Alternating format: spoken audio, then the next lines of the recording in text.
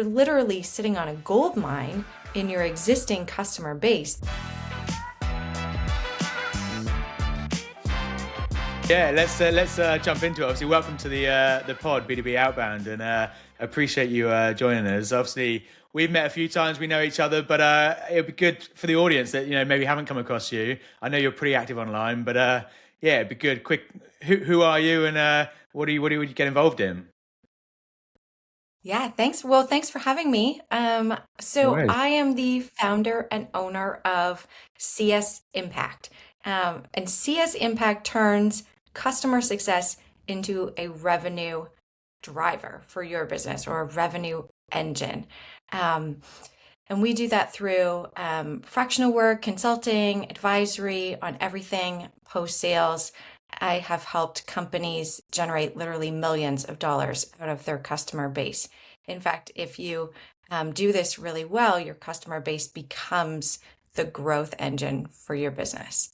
Yeah, and I think I think we've seen it. There's definitely a big shift in the market at the moment, but it's interesting on this podcast. We've always got CROs, sales leaders, heads of demand, heads of lead gen. Like, it's interesting. Like now coming at CS level, like what is the biggest growth lever, and why is CS getting more involved in these decisions and kind of more important to growth? Yeah, that's a good question, and things have really changed. I'd say in the last few years, right? Where it used to be that majority of your revenue came from net new customers. And in fact, if you're sub 10 million, that is still the case, right? Where you're trying Yeah. to get off the ground, and that's where the majority of the revenue comes from. However, in order to build a sustainable business based on recurring revenue, a primary engine for that is your customer base, right? It's the delivery of value, and then those customers wanting even more value and the ability to upsell them and cross sell them can actually eventually, there's a point in a business's growth where that actually overtakes new business sales in terms of the revenue coming into the company. Yeah, that's really interesting. Yeah, and I think I don't say not a lot of people think about it. There are, like I said, I don't say it's getting more popular. CS has been around for years, but it's been very much they're order takers, they're relationship people. They just manage the client, manage versus to your point, proactively farm. They're looking for opportunities. They're understanding client strategic initiatives and where's the opportunity to upsell, cross sell, add value. I think that's definitely the mindset I've seen. Like, is that how you would describe customer success? Or I mean, interestingly, it used to be called customer service, or but I think a lot of people are now Yeah. calling it success, but it's about that level of proactivity. That's exactly it. So I think a lot of times when people think about customer success, they do think about sort of the service Yeah. aspect of it, right? Especially if you don't come from the customer success world, it's kind of like, oh yeah, it's like, you know, those people that make customers happy, right? That sort of are on call for their needs, drive adoption, etc., right? And I know a few years ago, even the language around customer success was very much about driving adoption and delighting Mm. customers and being helpful and always available. There was a lot of this sort of fluffier language around the function, which actually, given a few years ago when there was a lot of new business coming in and there was a lot of investment money to be had, Yeah. right? That really was the function of customer success, where there wasn't so much a focus on really hanging on to every customer and driving revenue out of your existing customers because you had so much new business coming in the door, right? That it was like, it was really just about servicing those customers, and Yeah. retention was good, right? So I fully understand where that perception comes from, and we're still living with the hangover of that, right? Where when we think customer success, we think, oh yeah, there's those people post sales that just like hanging out with customers and solve their problems. Yeah, that makes sense. Do you, I'm curious your take on this, and I guess I've got a take, or how we do things at Punch is maybe slightly different because what we deliver for clients, it is quite in depth, it's strategic. the best CS people are the ones who have been SDRs, BDRs. They understand that world of lead gen and sales. But actually, we're seeing this sometimes in some of the CROs and leaders I'm speaking to. Like, do you think it's now a split role? You've got your CS team who are order takers, managers, account managers versus the actual ones. Because I guess the question is, historically, you've had farmers and hunters, like, and actually farmers are great at building relationships, managing clients, taking orders, but they're not necessarily great at proactively identifying opportunities, going outbound. That hunter SDR BDR mentality. Is it the same person still, or is it now evolved into two clear roles? I think it depends. It depends on the organization, right? So the interesting about thing about customer success is there are different models, Mm, right? So you can have customer success that is fully driving revenue, right? That even has a quota or is tied yeah, to a number, right? For upsell or cross sell. Other organizations may decide to have account management function, which is a true farmer role, right? So you have CSMs or customer success managers driving adoption. You have account managers who are their whole role is to drive those upsells and cross sells, right? So any leads go to that team, yeah, right? So that's another model. Um, but in both models, you do have your AEs driving revenue, right? Getting net new customers. However, just as I just said that, there is a third model where AEs hold on to those customers and there really isn't a yeah, customer success function as such. So I guess there really are three models if I were to break it down. yeah. That makes sense. And have you seen? Because I'm increasingly seeing more and more revenue leaders or growth roles or whatever you want to call it. They're now not just responsible for sales as they historically were, and maybe marketing, but now CS as well. Like, is it important all three of those are joined up? Like, I guess we talked about sales and CS. Where does marketing play in all of this? Yeah, so are you talking about like a CRO who has sales, customer success, marketing Yeah, reporting like into them? historically, it was CRO had sales reporting into them, and that was it. And now it's become sales and CS, and now I'm seeing sales, CS, and marketing. Like, is there Yeah. rationale behind that, or what's your view on like how it all joins up? Yeah, I think my view on this is that it's primarily due to budget, I would Okay. say. Um, right? So companies, as they move towards profitability in the past, I mean, you would have a chief customer officer, a chief marketing officer, a chief revenue officer, right? As your sort of three pillars, and then you have your COO on top of that, right? Your chief operating officer, who are all working in tandem on go to market. A lot of companies have, as they've moved towards profitability, have eliminated the chief customer officer role entirely and put that under the CRO. And then it sounds like you're seeing that even, now marketing is coming under the CRO, which is very interesting. But I would say, at least from what I've observed, it's primarily for budgetary reasons. Okay, I interesting. also think it is a little bit problematic. And I'll say it's a little bit problematic because CROs tend to have been vice presidents of customer success, or vice presidents of sales, who were account executives, right? Who at one Yeah, point in their career were probably BDRs, right? And all of those sales skills are great. But it means that we now have a lot of CROs who don't fundamentally understand customer success, and yet they manage that function. And I'll even go so far as to say we have a lot of CROs who think they understand customer success and what it takes on that side of the house. But because they've never truly come up in that world, are lacking some fundamental understanding about how customer success actually functions, what it needs to run really well in terms of processes and systems, and how to layer in those sales skills to drive revenue strategically. yeah. It's and I think you mentioned just then like how to get those sales skills into the team. I think from what I've seen again historically, there's this big gap. I mean, obviously I read your content. I've seen you speak. I know, you seem to have a very commercial and sales driven mindset to CS. But again, when we think about CS teams, is the training we're giving them is about emotional intelligence, psychology, problem solving skills.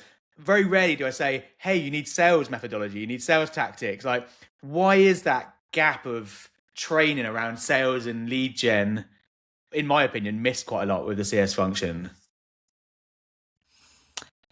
So, I mean, there's a training gap in general in customer success. So, I would even go so far as to say that very few customer success managers are even trained on Oh, those things wow. that you just mentioned, on problem solving, on, right, how to have a consultative approach, on delivery of outcomes, right? And so there's this fundamental gap of customer success training where we have literally, you know, I don't know how many customer success managers there are out there, but a lot. We've got, Yeah. hundreds of thousands, if not a million of us, probably more, right? That were never trained on the function. And historically, the types of people that were hired into the customer success role were people who had had some sort of customer facing function in the past. And Yeah. that varied very widely. I've hired people who owned their own businesses. They were wedding planners, right? Had their own bakery. I've hired people who came from the service industry and worked in restaurants. I've hired people who came out of support. I've hired people who were camp counselors, Mm. right? All kinds of things, right? And so the skills that we looked for in the past was, well, especially I used to look for, do they like people? Are they Yeah. good problem solver? Does it delight them when the customer's issues are solved and they reach their outcomes? That's what I was looking for. But times have really changed, right? And especially when you need all go to market driving revenue, right? And not just Yeah. sales and not just customer success, but marketing, product. We all need to drive revenue for the companies that we're in. Training is a fundamental gap that we're really feeling in the market because what's happened is companies have given customer success managers more commercial responsibilities Yeah. and never train them on the fundamental sales skills that they need to actually drive revenue. And, and I mean, just candidly, why is that? They're now more commercially minded. They've now got, to your point, they may have quotas, they may have sales targets. We give sales teams, coaching, training, motivating, all the tools they need to be successful. Why aren't people doing it for CS? I don't actually know the answer to that. I do know that it's a trend and it's very common. And Yeah. typically, the CEO or the founder in the business comes from either a product or a sales background, right? Okay. And then if I'll just kind of you put your CFO, right, and then your CRO, your COO, it is very natural for them to typically think, yes, sales needs Mm. training, right? We need to drive revenue in this business, and therefore sales needs training. I'm not sure why we don't then think that customer success needs training if they're also responsible for driving revenue in the business. And even if they're not responsible for driving cross sells and upsells, so expansion revenue, they're very often responsible for retention, right? Which requires commercial negotiation skills, Yeah. right? So I don't know where that disconnect happened, but we're really feeling it now and the repercussions of that now that, customer success, we need to drive revenue for the company. And yet that fundamental training on basic sales skills like how to run discovery and Yeah. positioning, right? And commercial negotiations, objection handling, all of that was never covered, and there's no budget for it. Yeah, it seems, just talking it through with you, it seems absolutely wild when we say out loud that, there is a massive problem where companies are overlooking the huge potential there is within the CS teams that they have and just not investing, underutilized, undertrained. Yeah, it's crazy. It's mad. It is mad. And the most successful companies, the ones that grow the fastest, realize this really early on. They realize that they can drive that reoccurring revenue is the lifeline of their business. And so the longer we can hold on to customers, right? The longer the lifetime value, if we can give them a price increase every year, right? That has a compounding effect. And if you sell them a new product, new solution, or more of your current product or solution, that also compounds, and it compounds faster than bringing in net new business. Wow. Yeah, that's a pretty bold, that's a pretty big statement when you say it. I think we'll need to package that up and get that message out there because it's pretty thought provoking. I think when we talk out loud. Do you I guess you're speaking as CS leaders and revenue leaders and CEOs even and all the time. Going into 2026, to your point, there's a big shift in the market. People are starting to get more savvy. People are having to do more with less. Like, what's your one piece of advice you'd give to any kind of senior leader or revenue leader, uh, or a shift they could make, early on this year to get ahead of it? I would honestly say train your customer success team. I mean, Cool. just based on the discussion we just had, the value of it. If you're expecting to drive revenue, particularly if net new business has slowed down, which it has across the business or across SaaS in general, it is harder to get net new customers. It's just harder. There's Yeah. more competition, budgets are tighter, buyers are more savvy, right? They come in more informed. It's harder than ever to get net new customers in the door. Meanwhile, you're literally sitting on a gold mine in your existing customer base. These are customers that if you can deliver on the value that you promised, right? If you can solve their business problems, they will not only renew your solution because they're getting value, but they will want more of it and they will spend more money. And the cost of getting them to spend more money is significantly less. It's a fraction of the cost to get in one new customer. Yeah. Yeah. Yeah, I think actually everyone doesn't put enough focus on it, and we all have something to take away from this. Definitely. What's the Yeah, we talked a lot about the role of CS and there's multiple facets and everything else, and we're talking about emotional intelligence and all these sort of things. Like, what's the one skill you think a CSM needs to be super successful? One skill, I would say a consultative approach. So in the past, it was about driving adoption, whatever that meant, and usage, right?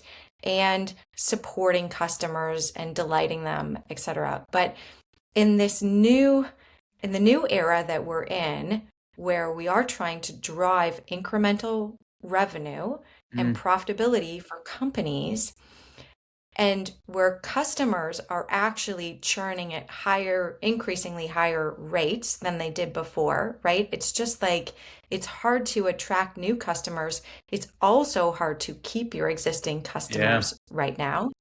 And that's because they're also under budgetary pressure, right? They're also looking at their tech stack and thinking, where are we getting the most value? I even talked to a company who stack ranked their tech stack by value, yeah, and wow. everything on the bottom got eliminated, right?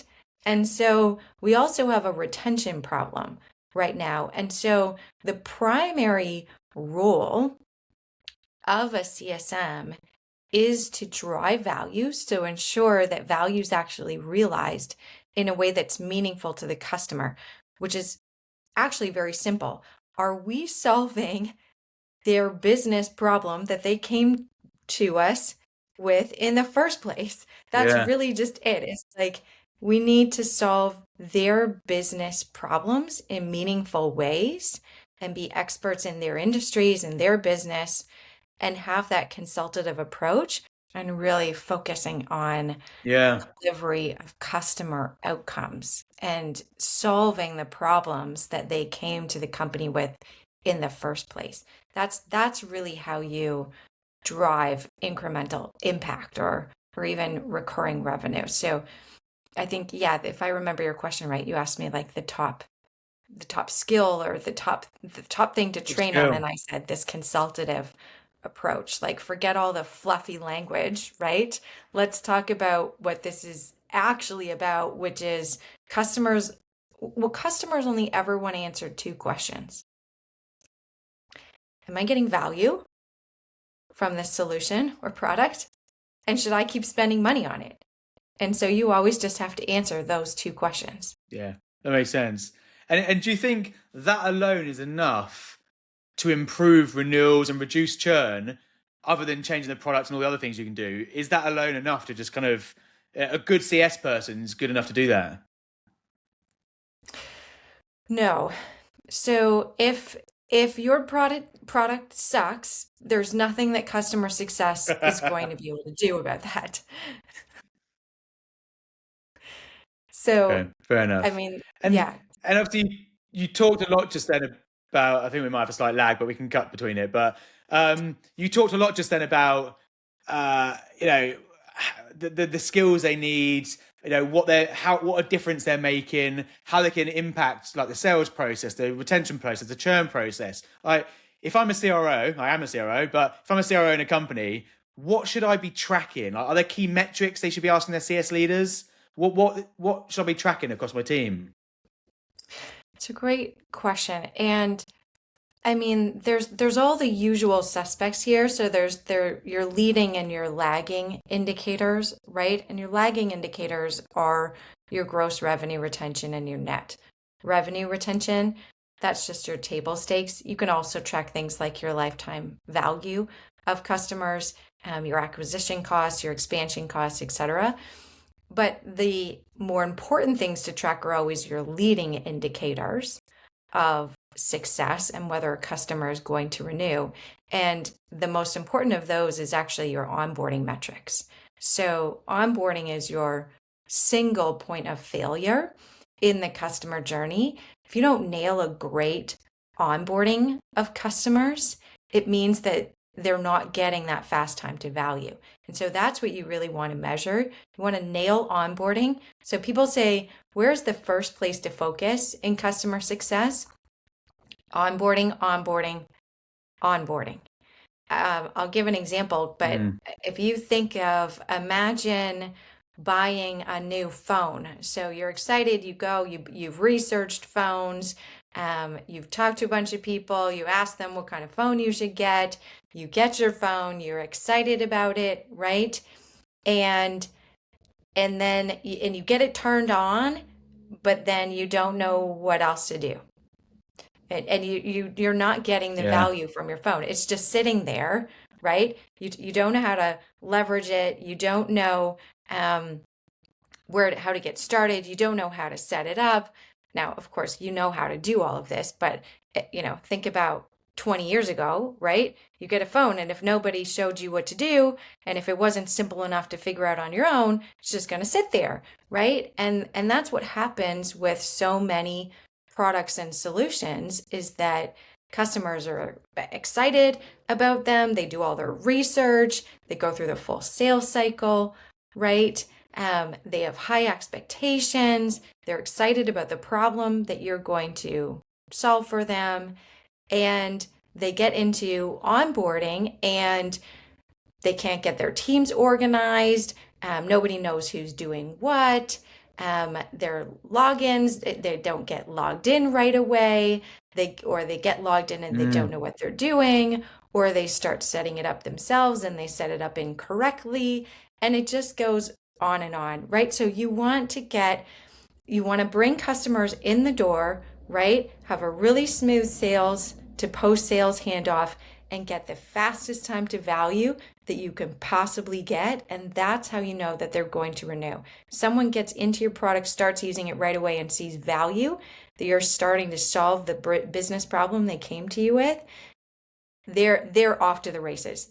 As long as you don't mess anything up, they will renew. Yeah, that makes sense. I think there's a lot online about buyer's remorse, and within the first 24 hours, that how crucial that all is. I think that's so important. You're right. Particularly even nowadays, everyone's done so much research. There's so much data out there before they even buy. To your point, they're excited. They know what they're doing. They've done the research. They spoke to their friends. They got referrals. They've met the sales team. Like, there's a lot of work that goes into winning a new customer, and that first 24, 48 hours can be crucial. Yeah, it's absolutely crucial, right? You want to get off on the right foot, transition to the right team, with the right sort of outcomes all laid out, right? A plan, a schedule, and that's when you have the buyer or the customer's attention, right? They're fresh out of the sales cycle and they're like, okay, let's do this. As time goes on, we start losing their attention, right? They're focused on other priorities, they're off on other things, and it's really hard to get it back. So it's always onboarding, onboarding, onboarding. You have to nail onboarding, and that's how you secure your renewal. Yeah, I 100% agree. It's there's so much. If I'm excited for everyone to listen to this episode because there's so much in here that we can take from it. I think again, not just for CS but for sales and for revenue and even C-suite. So yeah, I'm super excited. There's some stuff I'm going to implement as well here at Punch, which is good.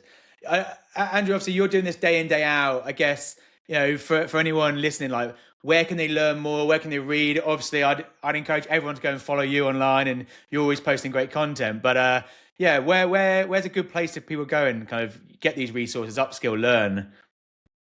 Yeah, great question. So you can follow me on LinkedIn. That's the best place to follow me. I also have a Substack. It's called Real Talk with CS Impact, so you can subscribe. Nice. I post weekly. If you're on Instagram, I'm also on Instagram. You can find me there. I'm also about to launch a website, so stay tuned for that. But apart from myself, because I mean, you can absolutely learn from me and you can learn from so many others as well, right? Pavilion has a great chief customer officer school, right? Resources there.